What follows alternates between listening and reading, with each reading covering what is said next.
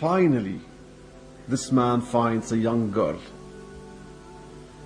He goes to ask his father to accompany him to meet the girl and the family of the girl.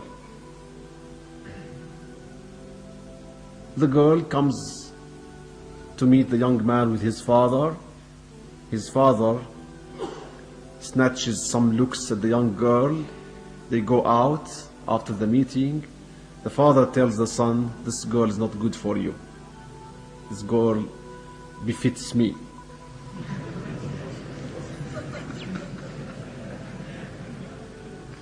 No, you shouldn't. This girl is too good for you. It's suitable only to me. They disagree, and this is a good reason for disagreement, because no father is supposed to be in that position at all, of course.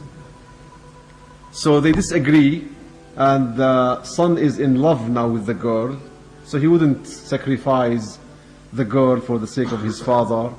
The father is already also in love with the girl. He wants the girl for himself. I don't know whether there is any type of such girls you can love at first sight. This is only in poetry. It doesn't exist. Loving at first sight exists only in poetry. Because when people love at first sight and they get married, love should grow.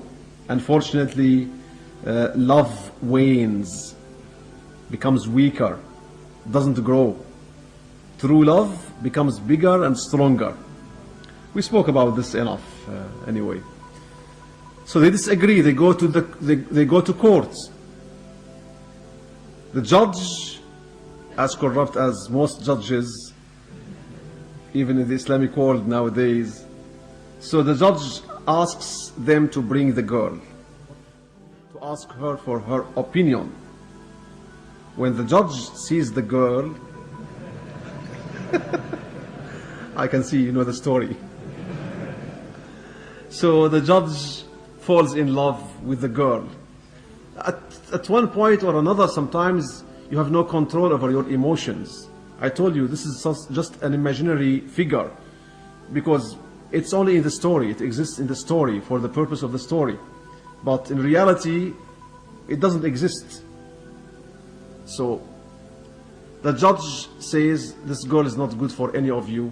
This girl is too good, too beautiful to be to any of you a wife. This girl is suitable only to me. So they take the case to the ruler of the country, to the Sultan. The Sultan again brings the judge, the man, and his son, and the girl. When he looks at the girl, he realizes why they all fell in love with her. He falls in love with her and says, no, the girl should be suitable to me only. Now 4 people are fighting with each other. Every one of them wants to get married to the girl. Okay, next episode after Asr. Now 4 people are fighting for this young girl. She's actually wiser than all of them. She said to them, okay, I'll make a test. I'll run and you run behind me. The first person who catches me, I'll be his wife.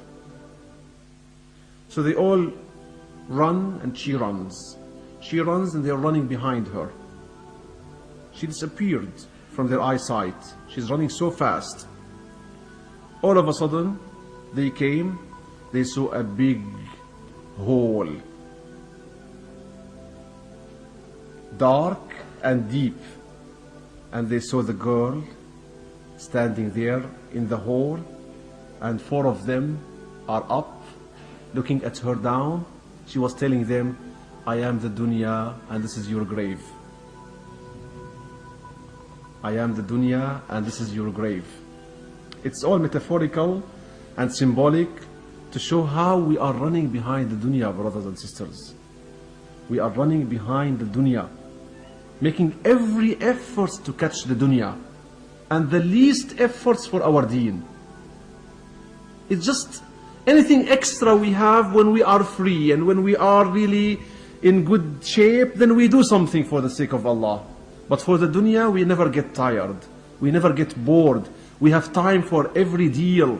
We have time for every new job. We have time for everything for the dunya. And the least we are doing is for the sake of Allah subhanahu wa ta'ala.